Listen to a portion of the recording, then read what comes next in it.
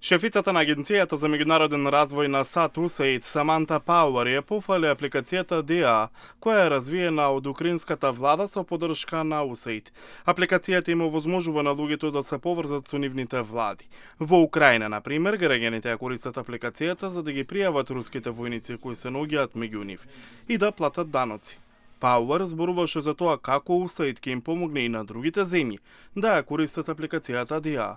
Воодушевена сум што USAID работи со Колумбија, со Косово и со Замбија за почеток, за да истражи соработка за се, од подобрување на нивните сегашни системи до развој на нови дигитални граѓански услуги.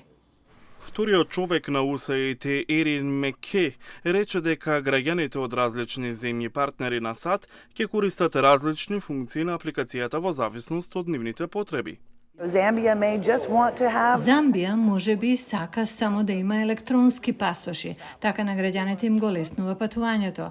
Косово во системот може би гледа на владини набавки и на отворено наддавање и ја користи оваа апликација за граѓаните да разберат за што им се трошат парите од даноците.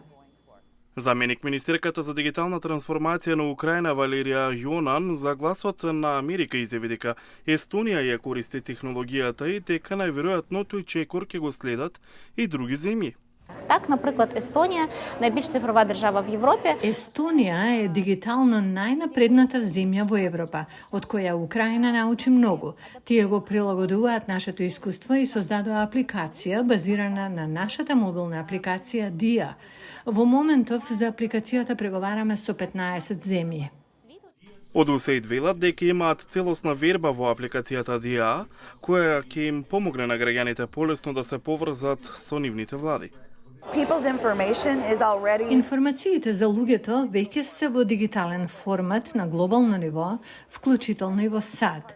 Она што е критично е категоризирањето и заштитата на тие информации. Па дури и да се хакирани, тие да можат да добијат само едно парче или пристап до некој елемент и не можат да направат толку голема штета, особено на критичната инфраструктура и личните информации.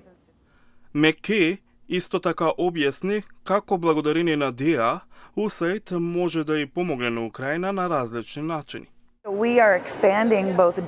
Ние прошируваме и DIA, агенда за одговорност и транспарентност, и помагаме да се забрза пристапот во Европската Унија, особено во делот на антикорупцијата и реформите.